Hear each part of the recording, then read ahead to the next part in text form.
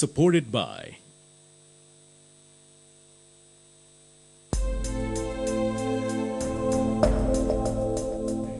For a country that only joined the market economy just over 2 decades ago, Poland has done well in the rank of Human Development Index published by the United Nations Development Programme. Its economy is amongst the healthiest of the post-communist countries and is currently one of the fastest growing within the European Union. Poland is the only European economy to have avoided the late 2000 recession.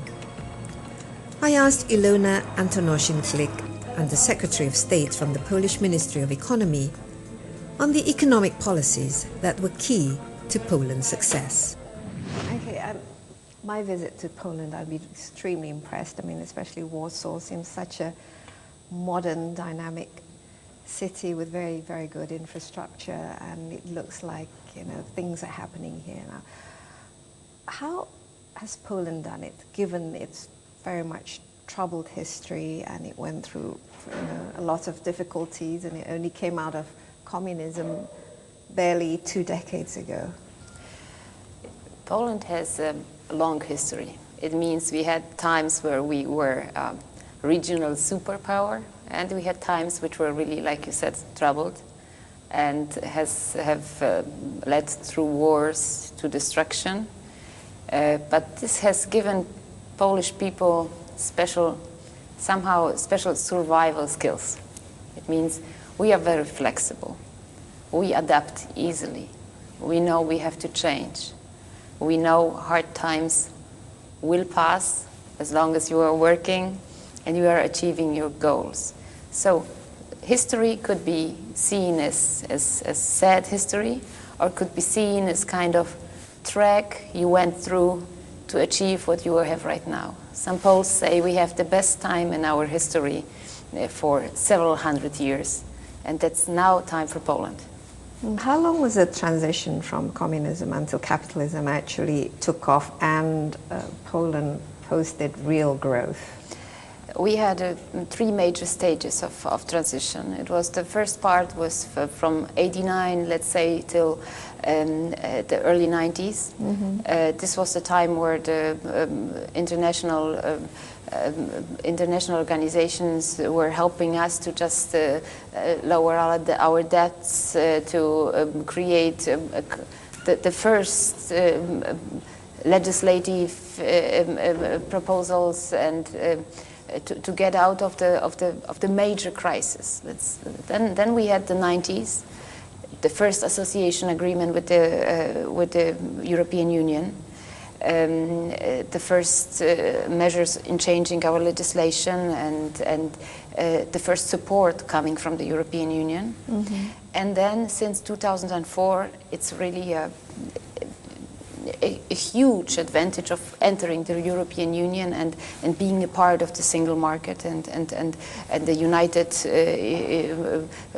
or the freedoms, all the 4 freedoms of the European Union. So we seem to be gaining enormously of being a part of this huge organism.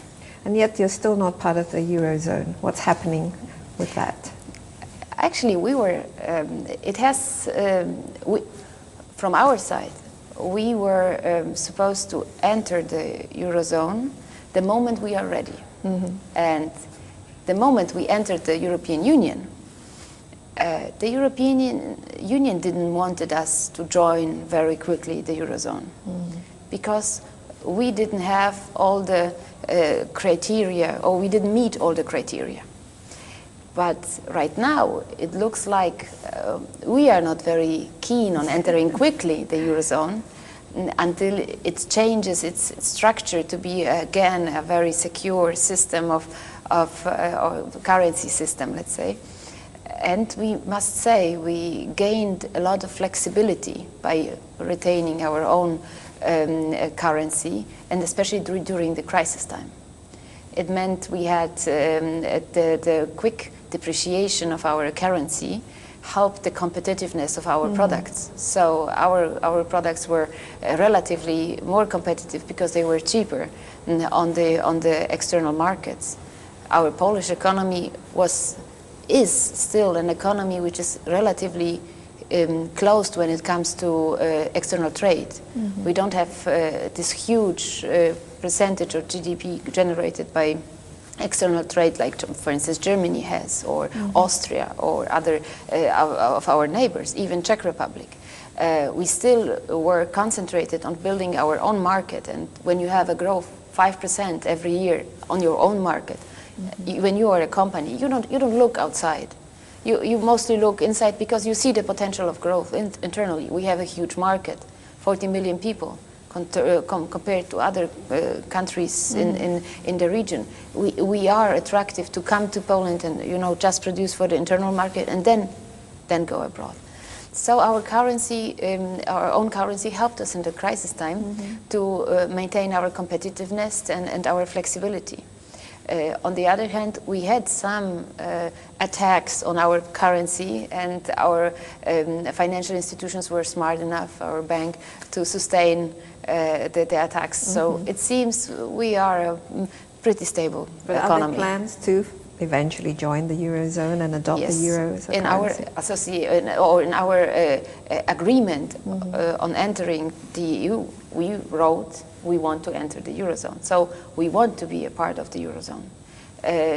But right now we have to just wait until it's really stable and we meet all the criteria.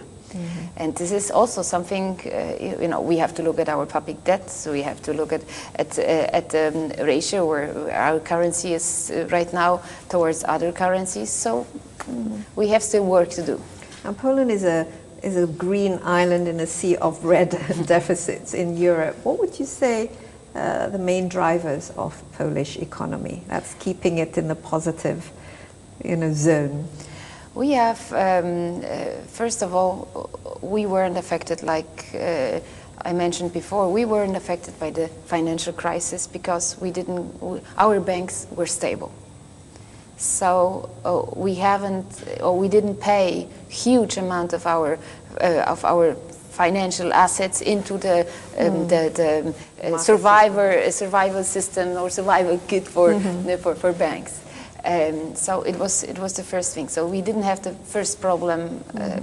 Then we have a relatively, like I said, open and competitive economy. It means our companies are prepared to fight for the market. So even in crisis times, the consumption went down as in other countries. So our internal consumption, still being on a relatively high level, gave the companies the fuel to grow.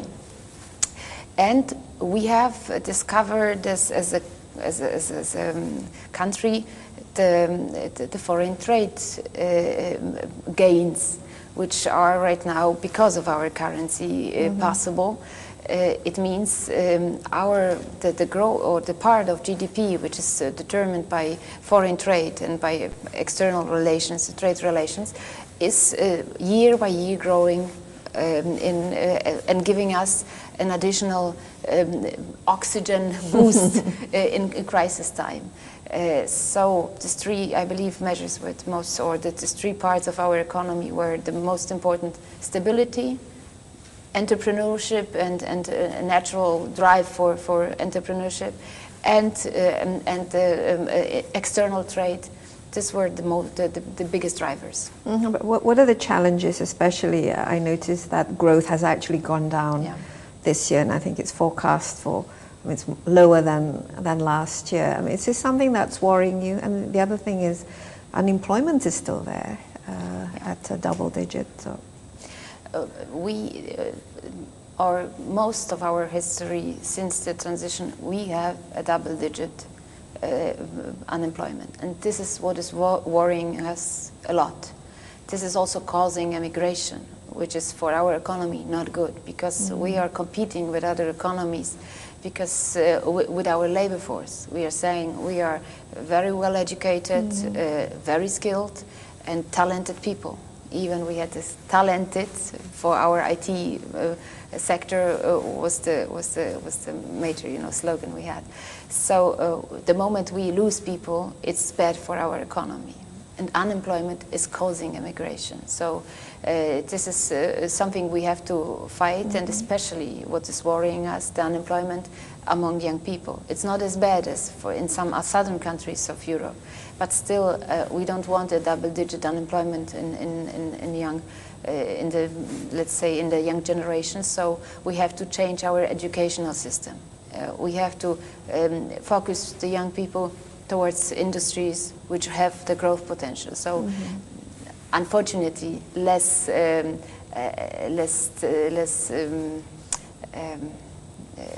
for instance, humanistic students, and more IT, and economy and let's say mathematicians we need. So this is a big challenge, and this change we have to do, and we have to do quickly, because it is not sustainable to have only the competitiveness on the labor market when you have such a high unemployment, because this leaves many people outside of the economy and creates poverty. So this is something we have to it's a homework for the government. It's a huge work. Okay, finally, just out of interest, what is the mood like here? Because at the moment, when we talk about Europe, the impression is all very gloomy, very, depressing. But what is the mood in Poland? Is there a sense of optimism and looking forward to the future? You came to Poland at the moment we have our best weather. Poles have always good mood when there is good weather. So this is the first thing. Mostly we meet, of course we criticize each other, because this is typically for Poland. Well, it's normal. Internally we criticize everything, but in the whole picture we seem to be very optimistic. And we have even seen some indexes where they show how happy Polish people are. And we are getting better and better. We are getting happier and happier. Even though we complain a lot, we are a nation which seems to be relatively happy. So our economic data don't allow us to go into any depression mood, and we believe this will hold, even though not on this high levels, but maybe on some middle section levels, let's say. So I would say we could be fairly optimistic. Okay, great. Well, thank you very much for sharing with us, and we look forward to having you in Indonesia. We have our economic representation in Indonesia as well, and my people always say we have to come. So this should be our target for next year. Yes, especially when we share a very similar flag. Yes. We have the red and white. Yes, and some it depends on how you turn it. And some people think we come from your country. So, we have a mirror image of each other. Yes, we do. Okay, well, thank you very much. Thank you very much.